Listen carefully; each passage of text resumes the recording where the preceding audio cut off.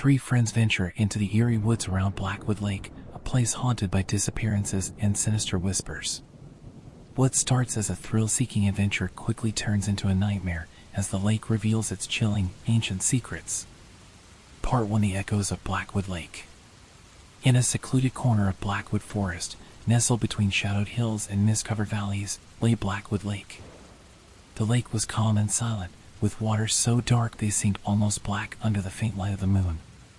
Locals avoided it, especially at night, claiming it was cursed. They said anyone who ventured too close would hear whispers rising from its depths, whispers of the ones who had vanished near its shores. The lake was infamous for its strange disappearances, dating back hundreds of years. Most who vanished were never seen again, and those few who did return were never the same. They would walk aimlessly through the village, their faces blank and voices low, muttering incoherent phrases about shadows in the water and voices calling them. These chilling stories kept Blackwood Lake out of the minds of most people in town. But for Hannah, James, and Leah, three friends drawn to the eerie and unexplained, Blackwood Lake was the ultimate mystery they had to uncover.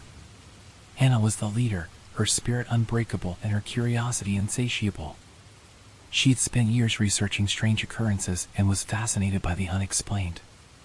James, practical and cautious, often grounded Hannah's wilder ideas, yet he was equally intrigued by the supernatural, always seeking logical explanations. Leah, quiet yet fearless, found excitement in the unknown, always ready to follow her friends into whatever strange adventure awaited them. Together, they decided to face Blackwood Lake and uncover the truth behind the stories that surrounded it. It was early October when they packed their gear, flashlights, a camera, and a recorder to document anything unusual. They set out just before twilight, following the winding path through the forest toward the lake. The closer they got, the quieter the forest became, as though it, too, feared what lay ahead. Trees loomed over them, their twisted branches reaching out like skeletal fingers. Every now and then, Hannah would pause, looking around as if she could feel eyes on them, though she never mentioned it out loud. The three friends finally arrived at the edge of Blackwood Lake as the last traces of daylight faded from the sky. The water lay still and dark, its surface smooth and unbroken. A cold mist hung over it, swirling in faint patterns, and the silence was absolute. Even the wind seemed to avoid this place, leaving only the faint rustle of leaves beneath their feet. They set up their small camp by the shore, lighting a single lantern that cast long shadows across the water. The three of them sat around the light, their voices barely above a whisper as they shared nervous laughter and tried to shake off the unease that had settled over them. Hannah broke the silence, her voice steady. "We're here to find out the truth. These stories have kept people away from this lake for too long, and I think it's time we uncover what's really here." She took out her recorder and turned it on, holding it close to the water. "If there's something here, something that's been calling to people all these years, let's hear it." They waited, their eyes fixed on the recorder, but only silence met them. Minutes passed, and the lake remained still, as though it held its breath, watching them with unseen eyes. Frustrated, James stood and picked up a small stone, throwing it into the water with a sharp splash. The ripples spread across the surface, shattering the lake's perfect calm.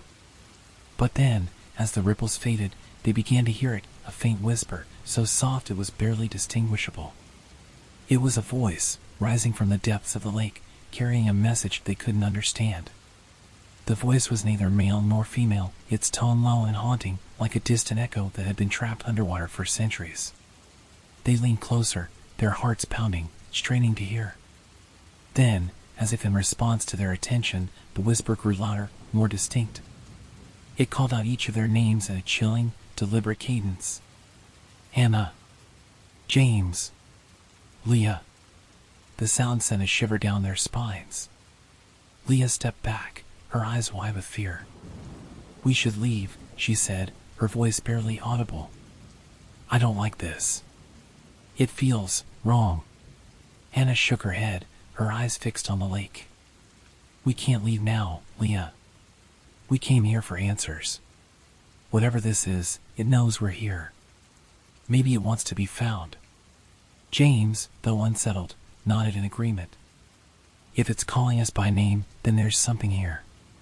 Something real. Let's see what else we can find out." The three of them moved closer to the edge of the lake, their flashlights piercing the mist. The water was so dark that it reflected nothing, like a black mirror swallowing all light. Suddenly, James stumbled, his flashlight illuminating a strange marking on the ground. It was a symbol, carved into the dirt, a circle with intersecting lines that spiraled toward the center.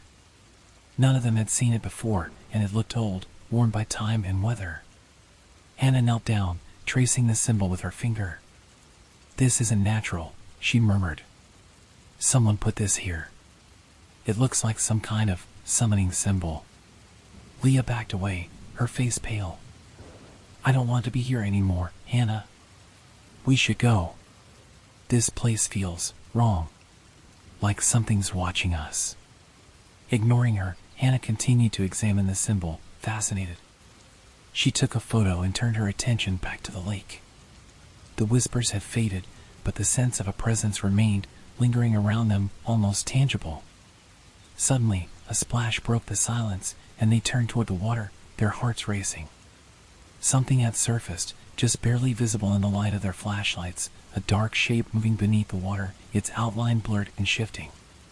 It moved slowly, almost deliberately, circling just below the surface before disappearing into the depths. They exchanged nervous glances, each of them feeling the same growing fear. But Hannah was resolute. She stood, holding her flashlight out toward the water. "We came here to uncover the truth," she said, her voice trembling.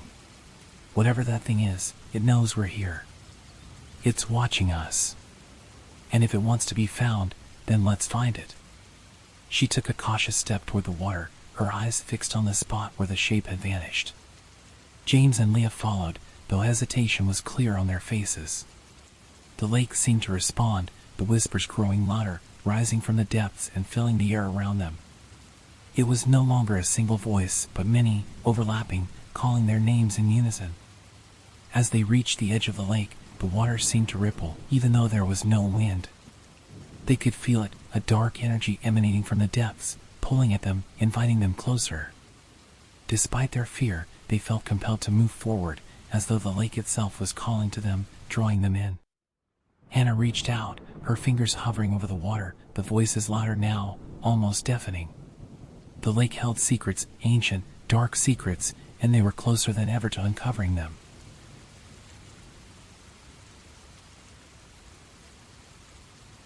Part 2. As Hannah's fingers hovered over the surface of Blackwood Lake, a sudden, intense chill filled the air. The whispers grew louder, swirling around them in a haunting melody. The dark water seemed alive, as though something deep below was stirring, waiting for them. Leah tugged at Hannah's sleeve, her voice urgent. "We shouldn't be here. It feels like the lake is watching us." But Hannah, transfixed, nodded absently, her curiosity overriding her fear. James tried to pull back, but he too was caught by the whispers, each one pulling him in, promising secrets from the depths. Then, as suddenly as they had begun, the whispers stopped. The silence was overwhelming, pressing down with an intensity that made their ears ring. They exchanged a confused look, feeling the weight of something unfinished, something waiting. Hannah finally pulled herself away from the lake's edge. "Let's go back to camp," she whispered, her voice unsteady. "Maybe we can understand this, but we need some distance."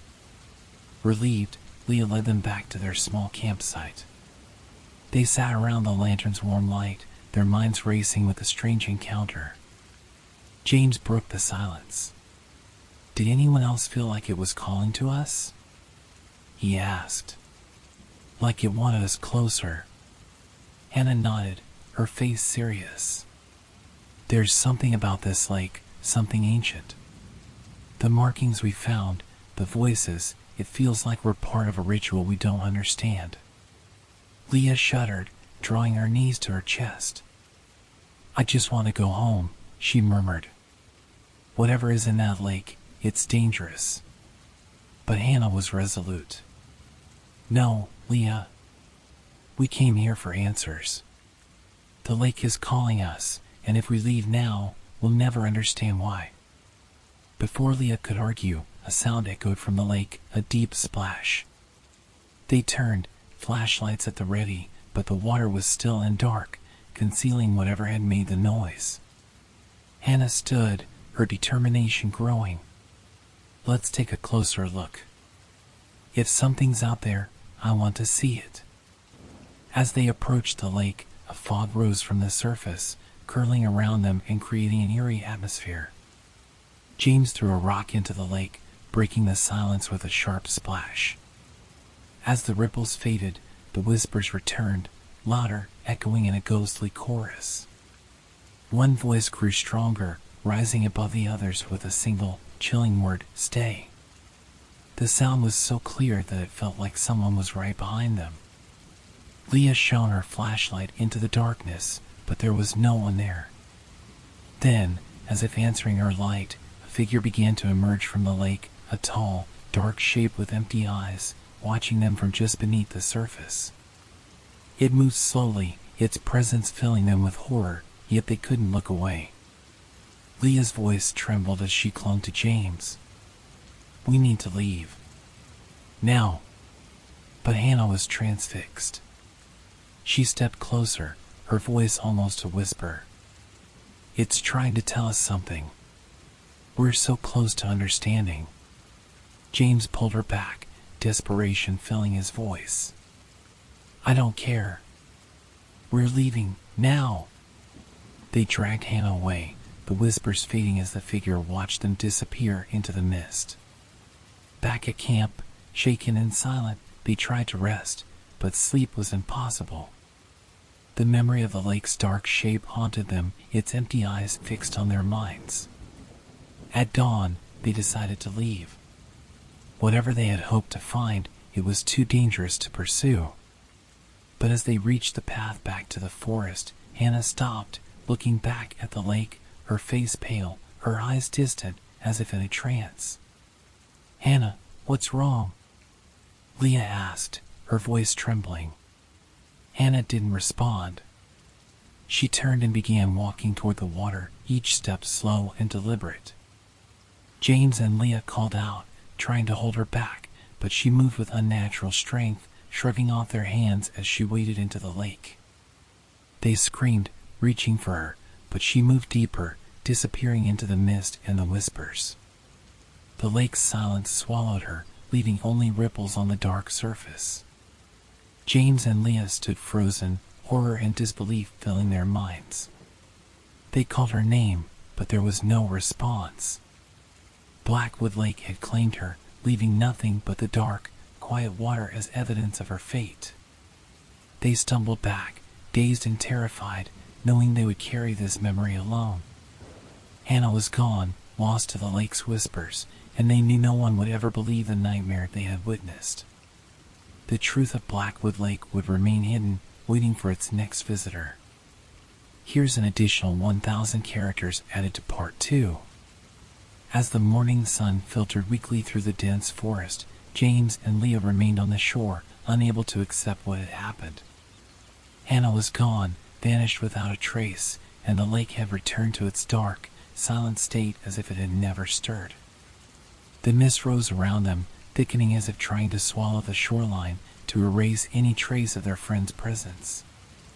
It felt almost as if the lake itself was mocking them, daring them to follow her into the depths. Leah broke the silence, her voice trembling. "We can't just leave her here. There has to be a way to bring her back. She wouldn't just disappear." James shook his head, his face pale with shock and sorrow. "The lake took her. I don't know what we can do against something like that. It's like this place is alive, feeding on anyone who gets too close." But Leah refused to give up. Her mind raced as she tried to think of anything, any way they could reach Hannah. What if she's still out there, somewhere? What if she's trapped, needing us to help her? James hesitated, glancing back at the lake. A part of him wanted to believe Leah's hope, but the fear in his gut was stronger, a primal instinct urging him to stay away, to avoid looking too deeply into Blackwood Lake's mysteries. He could feel the invisible pull of the lake even now, tempting him to return, to seek out answers in its depths. It was as if it knew they were considering coming back. But the thought of leaving without Hannah gnawed at him. His friend, his curiosity, his logic, they all warred with each other, each pulling him in a different direction. And as he stood there, he began to hear it, a faint whisper, calling his name from somewhere beyond the mist, beyond the surface of the lake. Part 3. James and Leah stood frozen at the lake's edge, the faint whisper calling James's name echoing across the water. The voice was unmistakable, Hannah. It drifted from the lake, pleading and eerie. Leah's grip on his arm tightened, her face pale. James, do you hear that? Her voice, she's calling for us, Leah whispered, her voice filled with both fear and hope.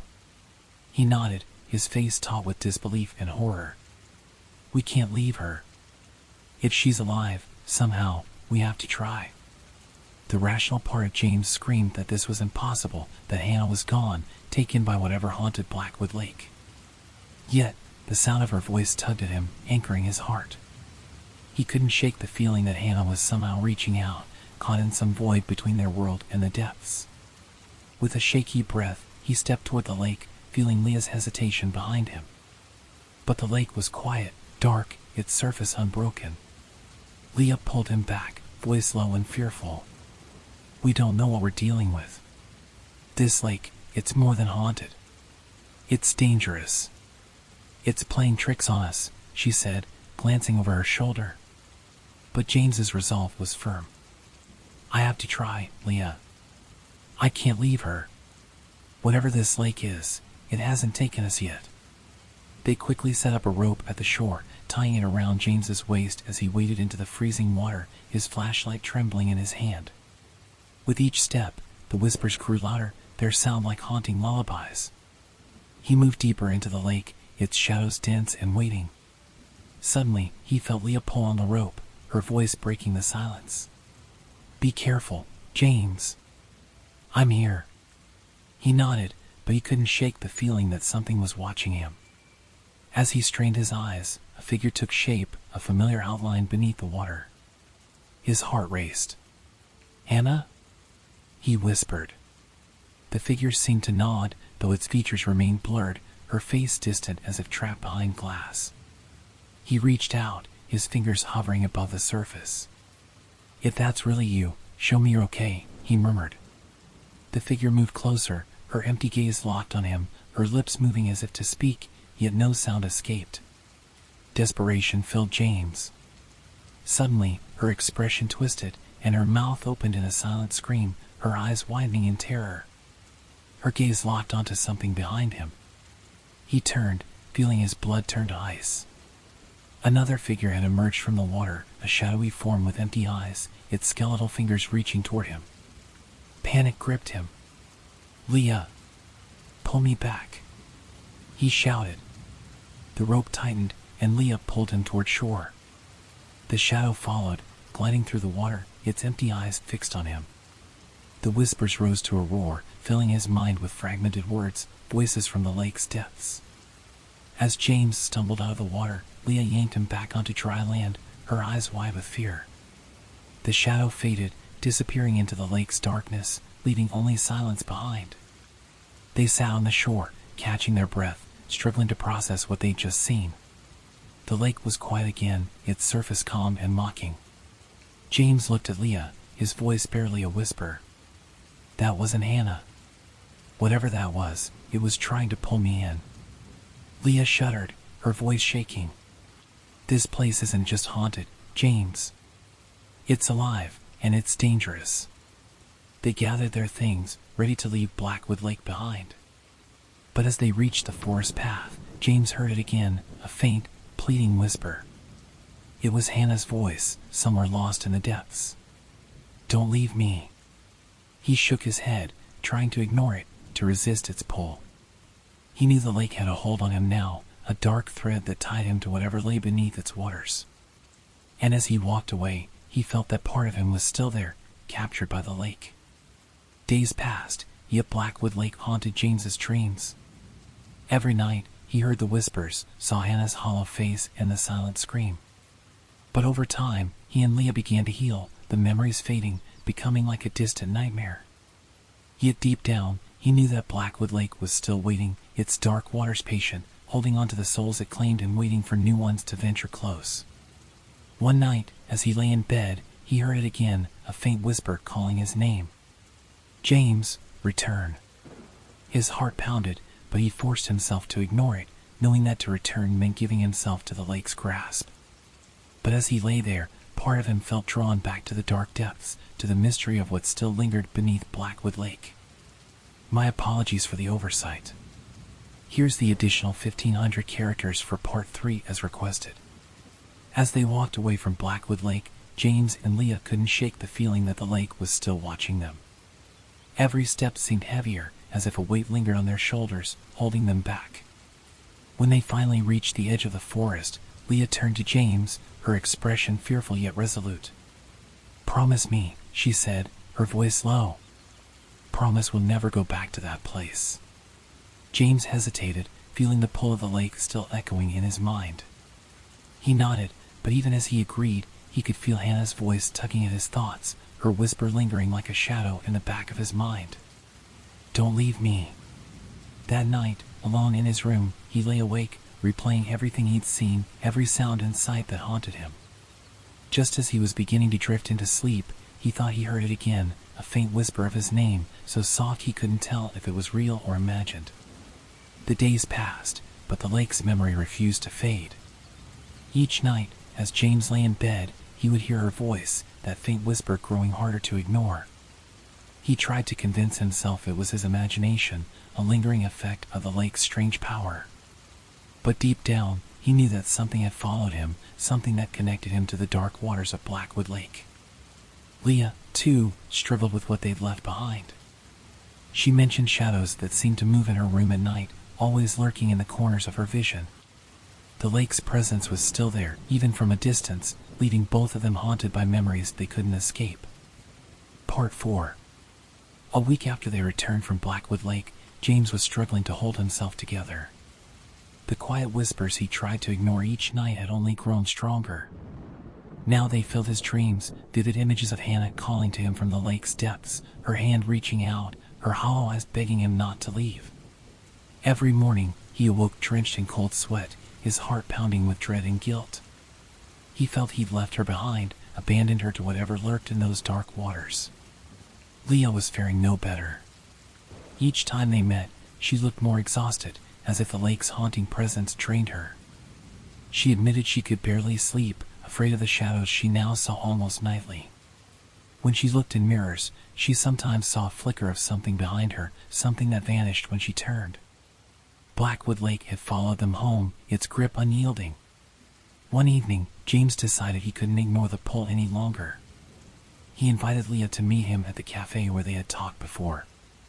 As she sat down, he noticed how pale she looked, dark circles under her eyes. Leah, I know this sounds insane, but I think we need to go back to the lake, James said, keeping his voice low. She looked at him, horrified. James, no. We barely escaped last time. I can't go through that again. He hesitated, struggling to put his feelings into words. I can't explain it, but it feels like Hannah's still there, waiting for us. If we don't go back, these whispers, the shadows, they'll never leave us. She stared at him, her expression shifting between fear and exhaustion. You think going back will change anything? That lake took her, James. It almost took you.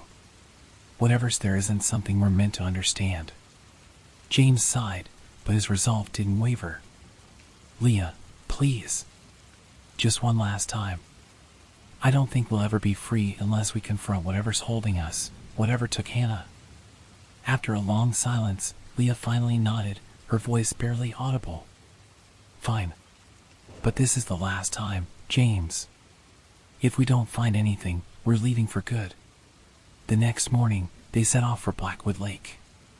The path through the forest seemed darker, colder, as if the trees themselves remembered them. They walked in silence, each step heavy with dread and anticipation. When they reached the lake, it looked just as they had left it, still and dark, the mist swirling over the surface. As they stood by the shore, the silence pressed down on them, heavy and expectant, as if the lake knew they had returned. James took a deep breath and called out, his voice barely louder than a whisper. "Hannah, are you there?" For a moment, there was nothing. But then, faintly, they heard it, the same chilling whisper they had both been haunted by. The sound floated across the water, echoing between the trees. "James." "Leah." They looked at each other, fear flashing in Leah's eyes, but James's determination only grew. He stepped closer to the water, searching the dark surface, hoping for a glimpse of his lost friend. The mist thickened, swirling in patterns around them, and the lake began to ripple, as though something deep below was stirring. A shape appeared beneath the surface, rising slowly, becoming clearer. It was Hannah's face, her hollow eyes staring up at them, her expression pleading. Leah stumbled back, terror etched across her face. "James, this is wrong. She's not really here." But James couldn't look away. He took a step closer to the water, feeling the chill seep through his skin. "Hannah, if you're still here, give us a sign. Tell us what you need." The figure's eyes locked onto his, and her lips moved, forming silent words. He leaned closer, straining to hear, and as he did, a faint whisper echoed in his mind, not through his ears, but straight into his thoughts. "Help me. I'm trapped. It won't let me go." Leah pulled him back, her voice panicked. "James, that's not Hannah. Whatever's in the lake, it's trying to draw us in." He hesitated, feeling torn between reason and the overwhelming pull of the lake. But as he looked into Hannah's face, he felt certain that she was truly there, held captive by the lake's dark force. He glanced at Leah, determination hardening his expression. "I have to try, Leah. I won't leave her here." Before she could stop him, James took a step into the water, feeling the icy depths pulling him in. He moved forward, ignoring Leah's frantic calls behind him. As he went deeper, the whispers grew louder, overlapping voices filling his mind, urging him forward. He stopped waist deep, his body numb with cold, and reached out toward the dark shape that resembled Hannah. His fingers brushed the water, and a chill ran through him, freezing him in place. The whispers became overwhelming, filling his mind with fragments of words, memories, echoes of laughter, and then cries of despair. The shape of Hannah's face became clearer, her eyes wide with terror. Her mouth opened, and in a voice so soft it barely sounded like her, she whispered, "James, please, let go." But as he took a step back, realizing the danger, something grabbed his arm, pulling him deeper into the lake. A shadowy hand emerged from the water, its grip cold and unyielding. Panic surged through him as he struggled against it, but the force was too strong, dragging him toward the depths. Leah screamed from the shore, reaching out for him, but the lake's power was relentless. The water rose around him, closing over his head, muffling the sounds of her cries. Darkness enveloped him, the cold seeping into his bones, the whispers filling his mind. But just as he felt himself slipping into the depths, he remembered Leah's voice, her desperate pleas. With the last ounce of strength, he fought against the pull, breaking the surface and gasping for air. Leah's hands gripped his arm, pulling him back to shore, her face pale with fear. They stumbled onto the grass, coughing and shivering, the whispers finally fading as they escaped the lake's grasp. Blackwood Lake lay still once more, its surface dark and unbroken, as if nothing had happened. Leah looked at him, her voice shaking. "James, we're leaving. Now." They gathered their things in silence, not daring to look back at the lake as they made their way through the forest. The air felt warmer, lighter, as though they had broken free of the lake's haunting influence. As they reached the edge of the forest, James felt a weight lift from his chest, a sense of closure settling over him. But as they walked away, he couldn't shake the feeling that a part of him was still there, bound to the lake's darkness. Though they had escaped, he knew Blackwood Lake would always be waiting, its dark secrets hidden just beneath the surface, ready to lure in the next soul brave or foolish enough to seek them. For James and Leah, the shadows of Blackwood Lake would forever remain a part of them, a haunting reminder of the friend they had lost and the darkness they had faced. They say Old Miller's barn is cursed. Abandoned for decades, it's rumored to be haunted by something dark.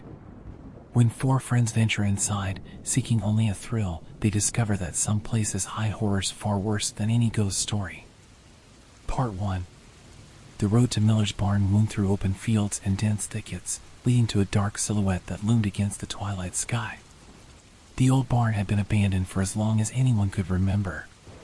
No one knew the full story, only rumors that Miller had disappeared one night without a trace, leaving his barn and house to rot.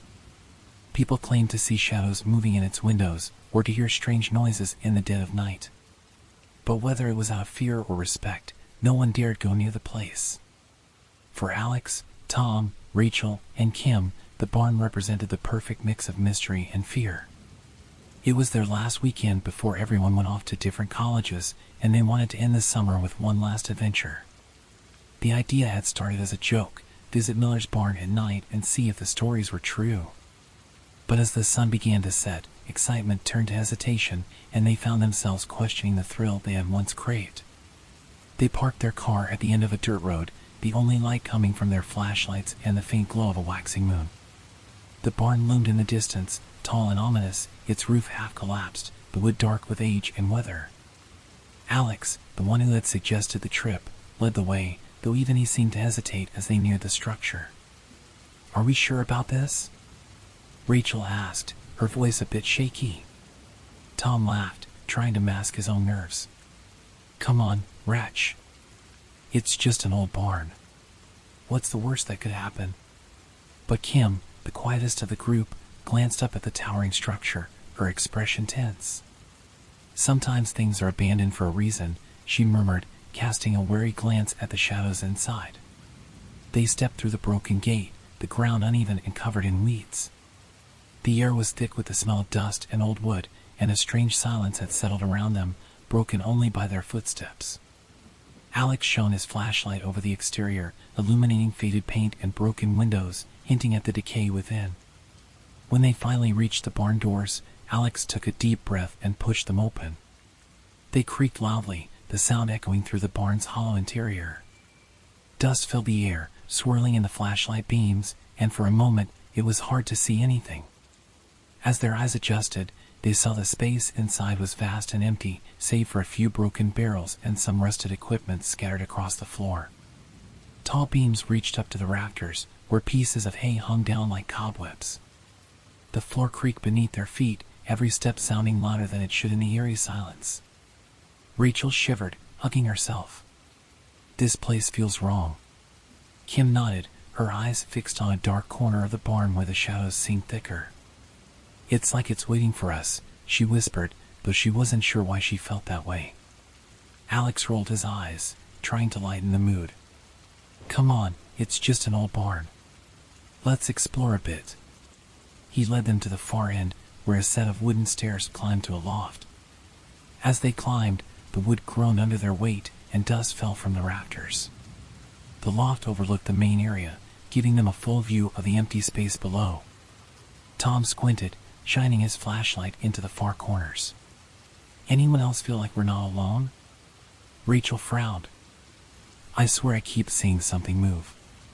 They all fell silent, listening. A faint scratching sound came from below, almost like something dragging across the floor. They exchanged uneasy glances, each wondering if one of the others was playing a trick. Alex's bravado faded. He held his flashlight steady, his voice barely above a whisper. "Okay, that's weird." They peered down from the loft, their flashlights sweeping across the barn floor. In one corner, something glinted, a small metal object, lying in the dirt. Tom pointed it out, and they climbed down cautiously, their curiosity outweighing their fear.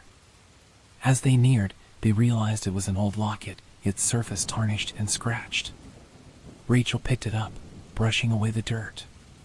It looked as though it hadn't been touched in decades. She opened it carefully, revealing a tiny, faded photo inside, a young woman with dark eyes and a solemn expression. "Who do you think she is?" Rachel asked, her voice hushed. Kim shivered. "Maybe Miller's wife, or someone who knew him." They exchanged uneasy glances. The locket felt out of place, as if it held memories that were still lingering, waiting to be found. Suddenly, a loud thud echoed through the barn, freezing them in place. The sound came from the loft, where they had just been standing. Alex turned, shining his flashlight up the stairs, but there was nothing there, only the shadows, shifting and twisting as if alive. "Let's get out of here," Rachel said, her voice trembling. But before they could move, the door they'd entered through slammed shut with a deafening bang. They turned, hearts racing, only to find the barn shrouded in darkness, their flashlights the only source of light. Kim's voice shook. Did someone just close the door?" Tom tried to laugh it off, but the fear in his eyes betrayed him. Probably just the wind. Old buildings like this creak and settle all the time. But they all knew that no breeze could have closed the door with such force. They exchanged nervous glances, realizing they were trapped, with only one way out, through the looming, silent shadows of the barn. Suddenly, the scratching sound returned, louder now, coming from somewhere beneath the floor. It moved slowly, a deliberate, unsettling rhythm that sent chills down their spines. Alex swallowed hard. "Okay, this doesn't feel right." As they backed away from the center of the barn, Rachel noticed a trapdoor hidden beneath some old boards.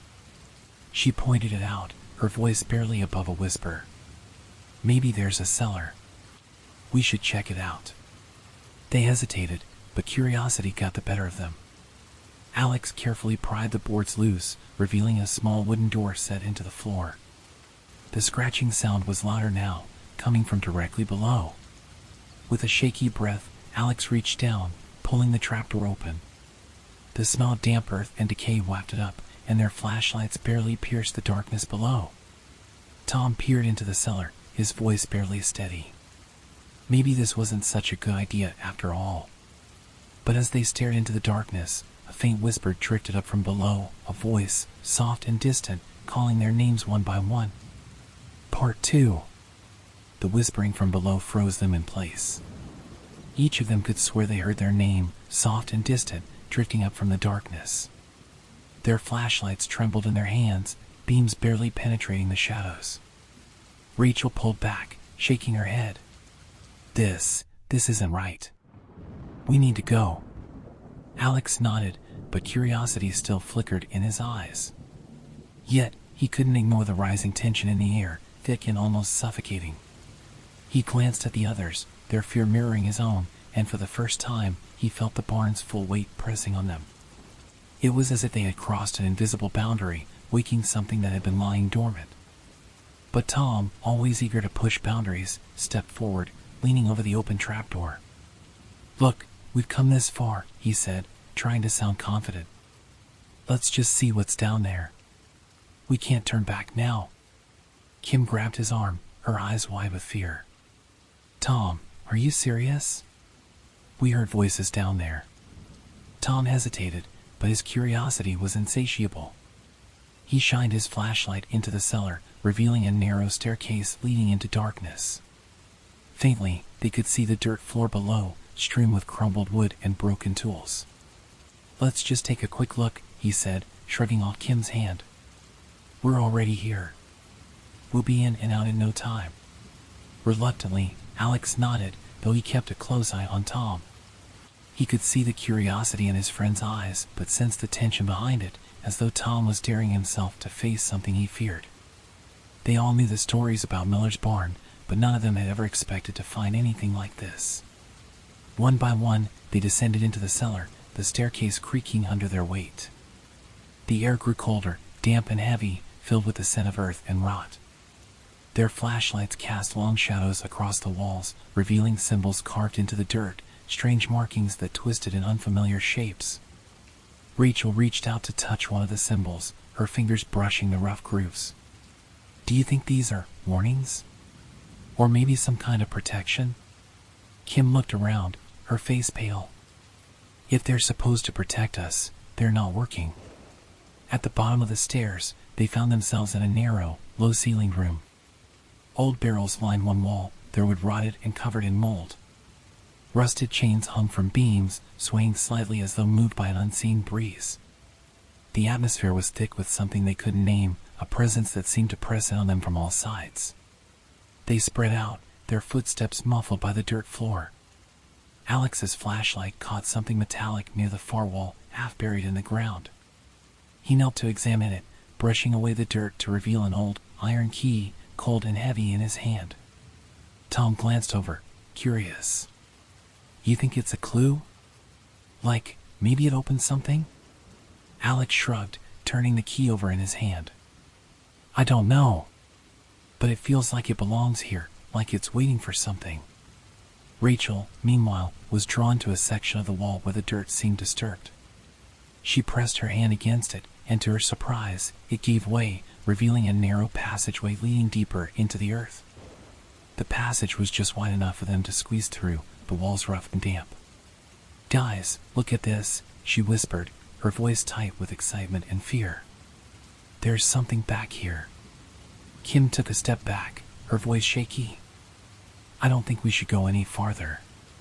This is insane. But Alex was already moving forward, the iron key clutched tightly in his hand. Whatever was hidden here, he was determined to find it. He felt a strange pull, as though something beyond his control was guiding him, drawing him deeper into the darkness. Tom and Rachel followed, leading Kim behind. She hesitated, glancing around the cellar, the weight of the barn pressing down on her. She wanted to leave, but she couldn't abandon her friends. As they made their way through the narrow passage, the air grew colder, thick with an unsettling silence. Their footsteps echoed off the walls, and every now and then, they heard faint, scratching sounds, something moving, just out of sight.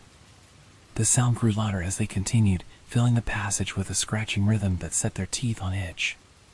Then, they reached another room, a small, circular chamber with a low ceiling. In the center was a pedestal, carved from stone and covered in dust. The pedestal held a small, ancient box, its surface etched with symbols similar to those on the cellar walls. Alex's hands shook as he reached for the box. It felt cold to the touch, as if it had been lying in this dark room for centuries, waiting for someone to find it. He lifted the lid carefully, and inside, he found a bundle of old letters, the paper brittle and yellowed with age. Rachel leaned over his shoulder, her curiosity outweighing her fear. What do they say? Alex unfolded one of the letters, holding it close to his flashlight. The writing was faint, barely legible, but he managed to make out a few words. The letters seemed to tell a story, piecing together a history they had never known. Miller had been haunted by something, voices, shadows, strange sounds that had plagued him day and night. He tried to ignore it, tried to pretend it was his imagination, but as the years went on, the presence grew stronger. He wrote about hearing whispers, about seeing shapes move in the corners of his vision. And in his final letter, he described feeling trapped, as though something in the barn was holding him, refusing to let him leave. Kim shuddered as she read over Alex's shoulder. So, the stories are true. Miller didn't just disappear. Something happened to him here. Tom's face had turned pale, but he forced a smile, trying to mask his fear. Maybe he was just, going crazy. People back then had all kinds of strange beliefs. But even he didn't believe his own words. The presence in the room was undeniable, thickening with every second they stayed. The scratching sounds had returned, louder and closer now, coming from just beyond the walls. It felt as though something was moving around them, circling, waiting. Alex closed the box, placing it back on the pedestal. We should go. This place, whatever happened to Miller, I don't want it happening to us. But as they turned to leave, the scratching stopped. Silence fell over the room, a silence so complete it pressed on their ears. And then, slowly, the trapdoor in the ceiling began to close on its own, casting them into darkness. Panic surged through them as they scrambled to find the door, their flashlights flickering, their breaths coming in short, terrified gasps. They heard footsteps above, slow and deliberate, pacing back and forth. The floor creaked, dust falling from the ceiling, and a cold voice drifted down to them, as soft and clear as the whispers they'd heard before. You shouldn't have come here. They froze, their hearts pounding, each of them too afraid to move. The footsteps continued, circling above them, stopping and starting in a rhythmic pattern that filled them with dread. They felt the weight of the voice pressing down on them, as though the barn itself had come alive, as though it were watching them, judging them. Rachel clutched Alex's arm, her voice barely a whisper. What do we do now? But he had no answer. They were trapped, with no way out, and the barn's dark presence loomed over them, silent and unyielding, waiting for their next move. Three friends venture into the eerie woods around Blackwood Lake, a place haunted by disappearances and sinister whispers. What starts as a thrill-seeking adventure quickly turns into a nightmare as the lake reveals its chilling, ancient secrets. Part 1. The Forgotten Asylum of Blackwood Grove. Blackwood Grove Asylum had been abandoned for decades, hidden deep within an overgrown forest. The building stood like a skeleton against the sky, its once grand walls twisted and crumbling. Local legends told of strange happenings, inhumane treatments, and mysterious disappearances. Most avoided the place, swearing that it was haunted by the spirits of those lost in its dark halls. But a group of friends, Eli, Matt, Rachel, and Chloe, weren't afraid of a few ghost stories. Determined to explore, they made a plan to spend the night in the asylum. Armed with flashlights, snacks, and a mixture of excitement and unease, they ventured into the forest under the light of a waning moon. The building came into view slowly, half-shrouded in fog that seemed to cling to its broken windows. They paused, feeling a chill settle over them, as though they'd stepped into a world where time stood still. The asylum's front doors hung crooked on their hinges, the open entry like a gaping mouth. "Well, we're here," Matt said, trying to sound confident, though his voice wavered slightly. "No turning back now." Eli gave a reassuring nod, stepping toward the door. "Just an old building, right? What's there to worry about?" Chloe exchanged a nervous glance with Rachel, who shrugged and took a steadying breath. Together, they crossed the threshold, stepping into the darkness of the asylum's main hall. The air was thick with the scent of mildew and rot, and the beam from their flashlights revealed peeling wallpaper, cracked walls, and broken furniture scattered across the floor. "Welcome to Blackwood Grove Asylum," Chloe said, trying to sound cheerful, though her voice trembled slightly. "Population, us." They made their way deeper into the building, each step seeming to stir the dust into ghostly spirals in the flashlight beams. Scrawled graffiti covered the walls, warning messages from past explorers, *, "Don't stay after dark." *, "They never left." Eli laughed nervously, brushing his hand over one of the messages. "People really like to spook each other, huh?" he said, though he sounded more uncertain than he wanted to admit. As they continued down the hallway, the building felt larger, as if it were stretching around them. They tried to stay together, but the narrow passageways and endless doors made it easy to lose track of direction. They quickly found themselves lost, wandering the eerie corridors of the asylum with no idea how to get back. "Didn't we already pass this hallway?" Rachel whispered, shining her flashlight on a familiar-looking door. Matt nodded, his face tense. "It all looks the same, but yeah, I think we've been here before." They tried to retrace their steps, but every turn seemed to lead them deeper into the asylum. Their laughter faded, replaced by a tense silence as they realized the layout made no sense. It was as if the asylum were guiding them, twisting the corridors to trap them. Eventually, they entered a large, empty room with rows of metal beds, each fitted with leather straps and metal cuffs. Rust covered every surface, but the beds looked disturbingly intact, as though they had been left in a hurry and never touched again. The silence was suffocating. "Okay, this is officially creepy," Chloe said, shuddering as she looked around. "What were they even doing here?" Rachel shined her flashlight over a set of cabinets against the wall.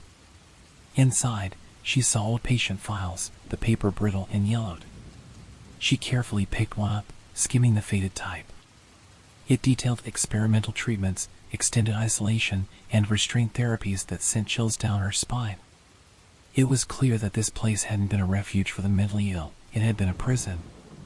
"Guys, something terrible happened here," she said, her voice barely a whisper. These weren't treatments. They were experiments. Eli shifted uneasily, glancing back toward the door. "Maybe we should get out of here." Suddenly, a loud bang echoed from down the corridor, like a door slamming shut. They froze, staring at each other with wide eyes.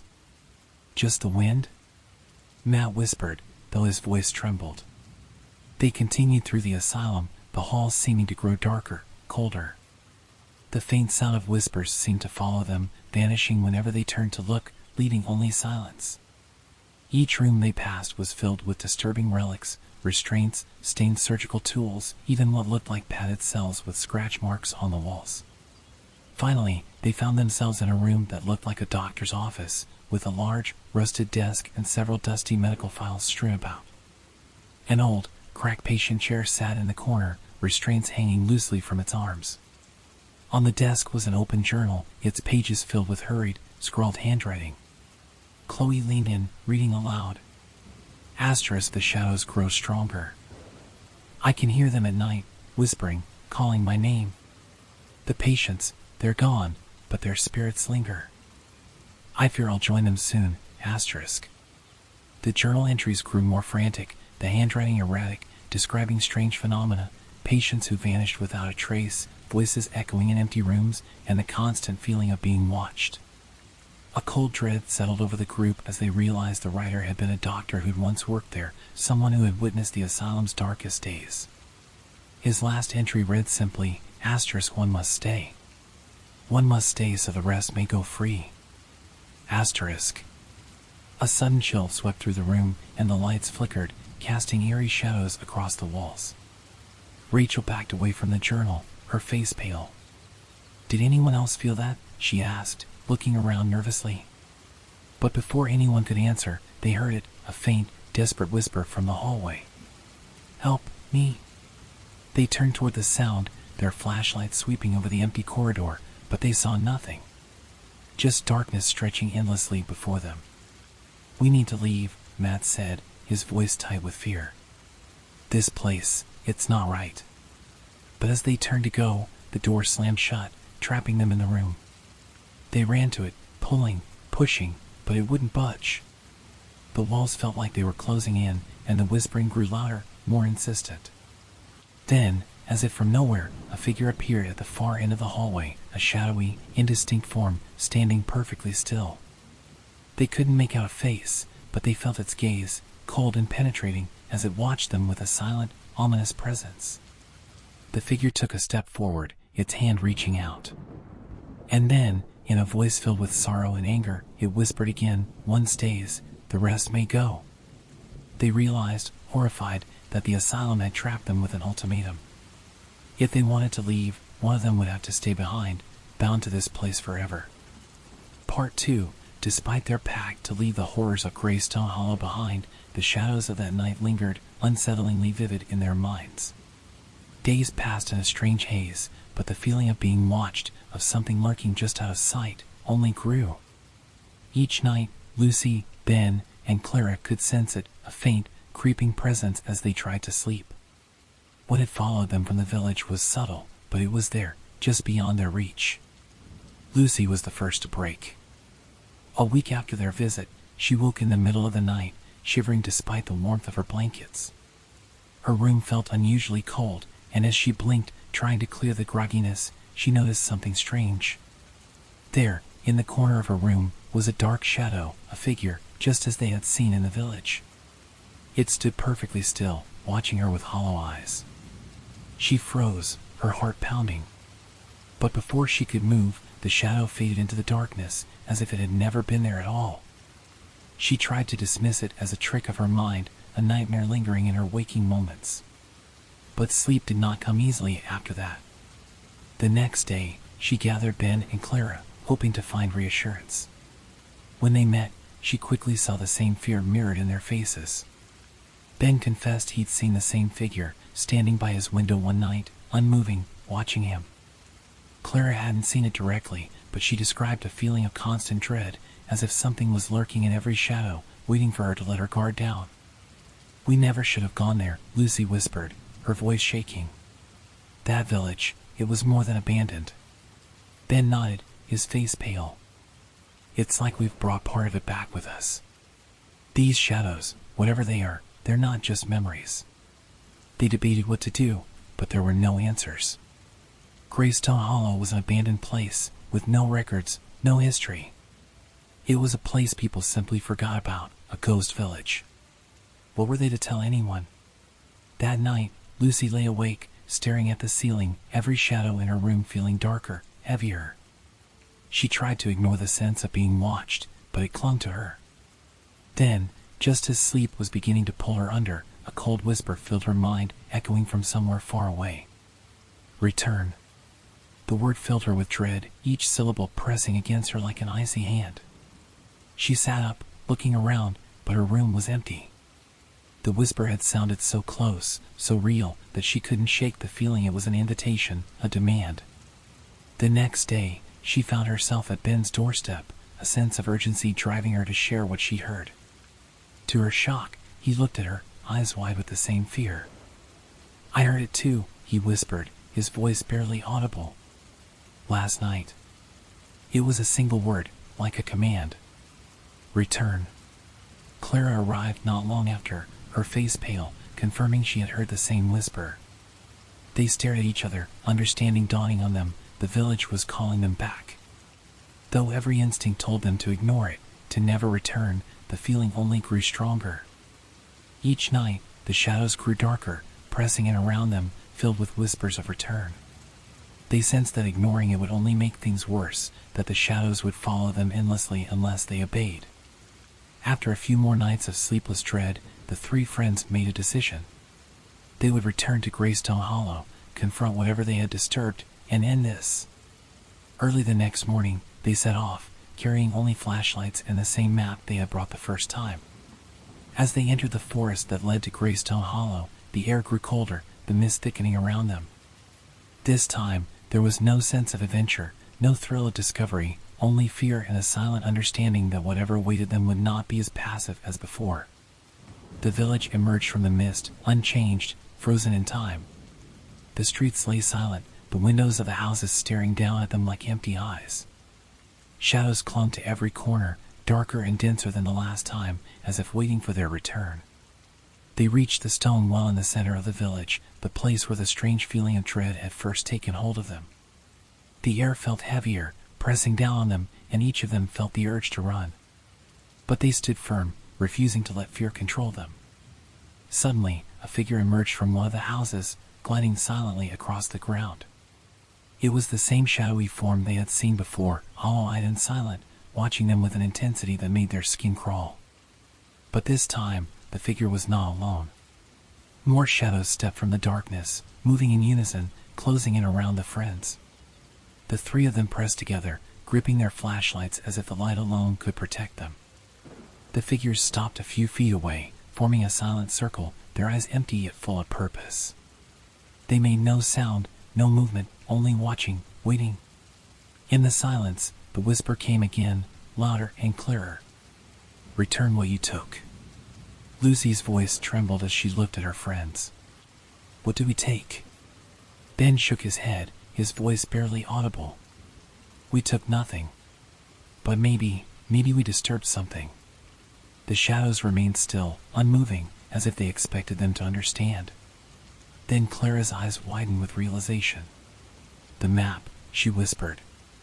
"The map we used, it was left here, in this village. We took it when we left." Ben pulled the map from his pocket, staring down at it. The paper looked older now, more worn, as though it had aged with the village. Slowly, he stepped forward, holding the map out toward the shadows, hoping this would appease them. As he laid it at the edge of the well, the shadows seemed to soften, their edges blurring, the figures swaying slightly as if in acknowledgement. The darkness around them began to lift, the oppressive weight lessening as the shadows receded. The friends stood together, watching as the figures dissolved back into the mist, leaving the village empty once more. In silence, they turned and left, never daring to look back, knowing the village had released them, for now. Part 3. The footsteps above grew louder, circling like a predator stalking its prey. Every creak and shift of weight seemed calculated, as if something was studying their fear. Alex clutched his flashlight tighter, his mind racing, heart pounding. They had ventured into Miller's barn seeking a thrill, but now they felt trapped, helpless, in a place that seemed to pulse with a dark, living presence. Kim's breathing grew shallow, her grip on Rachel's hand tightening. "I knew this was a bad idea," she whispered, voice filled with dread. "We shouldn't have come here." Alex shook his head, as though trying to shake off the terror settling over him. He took a deep breath, forcing himself to stay calm, to focus. There has to be another way out. We just have to stay calm and find it." Tom, who had been the first to urge them deeper into the barn, now looked visibly shaken. He always prided himself on being the fearless one, the guy who laughed in the face of danger. But as he looked around the darkened room, he felt a chill unlike anything he ever experienced. It was a coldness that seeped into his bones, a darkness pressing down on his chest, making it hard to breathe. Rachel tugged on Alex's arm, pointing toward the far side of the room. "Look, there's another passageway. Maybe it leads back to the main floor." The four of them moved cautiously, keeping their flashlights trained on the narrow path. The air grew colder as they approached, and a foul odor filled their nostrils, a sickly sweet smell of decay and dampness. It felt as though the walls were closing in on them, forcing them into a tight line. They reached the end of the passage, finding themselves in a small, square room with dirt walls and a low ceiling. Old crates and broken tools lay scattered across the floor, and in the center of the room stood a wooden chair, its legs crooked and splintered. Chains hung from the ceiling above it, rusted and broken, as if someone had tried to bind something there long ago. Tom's voice was barely a whisper as he spoke. What do you think this place was for?" Rachel shivered, hugging herself. Maybe he tried to trap whatever was haunting him. A soft creak echoed from behind them. They turned slowly, shining their flashlights toward the sound, and their beams fell on a figure standing in the doorway. It was little more than a shadow, a dark outline with no distinct features, yet it exuded a sense of malice so strong it made the hair on the back of their necks stand up. Alex took a step back, his voice shaking. "We need to get out of here. Now." The figure moved forward, its steps slow and deliberate, the darkness around it thickening with each step. The air grew colder, the lights on their flashlights flickering as though something was draining their power. They backed up, pressing against the wall, feeling trapped, with nowhere to go. Just as the figure reached the center of the room, the lights blinked out, leaving them in total darkness. Rachel's hand found Alex's, her grip trembling, her breathing shallow and fast. A voice, low and cold, filled the room. "You shouldn't have come here. You don't belong." Alex tried to speak, to plead, but his throat felt tight, his voice trapped. He squeezed Rachel's hand, the only anchor he had in the darkness. Then, suddenly, the lights flickered back on. The figure was gone, but the coldness lingered, as though the air itself held a memory of its presence. They all stood frozen, hardly daring to breathe. Tom broke the silence, his voice trembling. Did anyone else see that? Or am I losing my mind?" Kim nodded, her face pale. "We all saw it. Whatever that was, it's real." They moved quickly, their fear overriding any curiosity they had left. They needed to escape, to get out of the barn before whatever was lurking decided to come back. They returned to the passageway, heading back toward the cellar, but the shadows seemed darker now, the air thick with dread. As they reached the cellar, they heard a new sound, a faint, rhythmic tapping from above, slow and deliberate, a pattern that felt almost like a message, though none of them could understand its meaning. Rachel's voice was barely a whisper. What do you think that is?" Alex shook his head, his face tense. "I don't know, but I don't want to find out. Let's keep moving."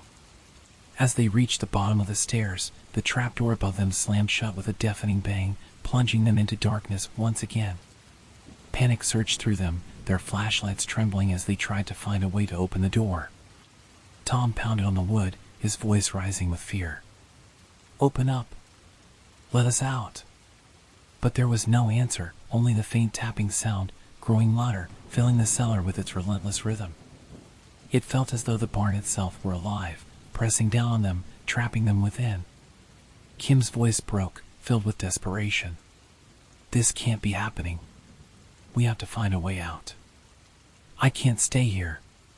They fumbled around the cellar, searching for anything that could help them escape. But every path they tried seemed to lead back to the same spot, the walls shifting, the shadows deepening.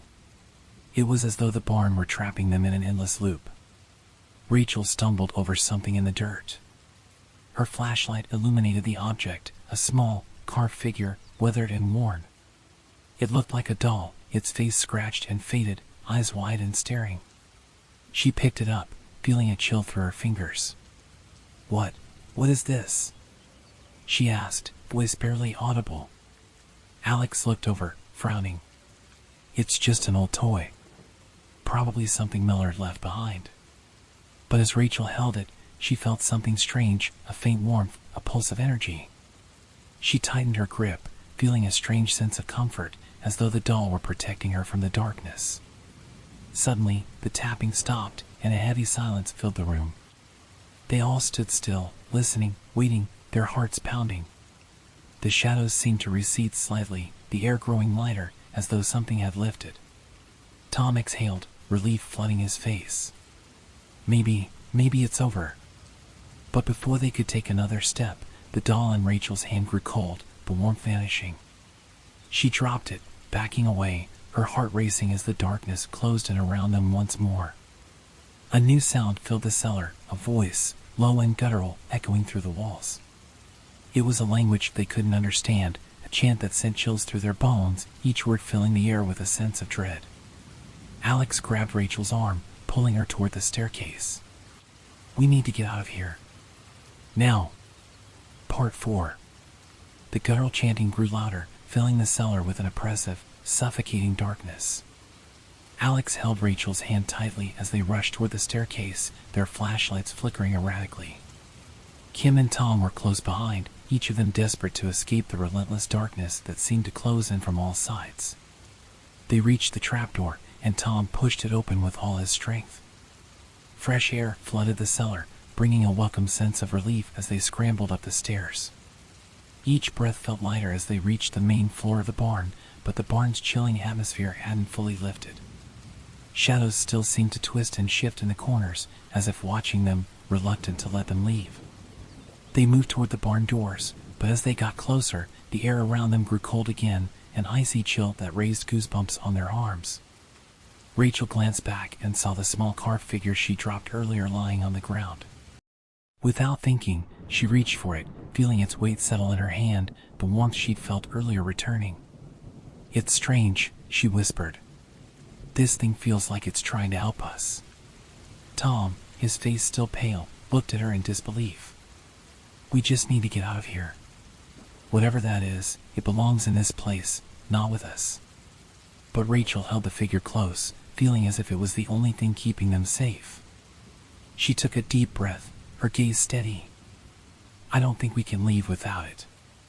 I think this is a part of the barn's history, a part of whatever spirit is trapped here." Alex nodded, understanding her instinct.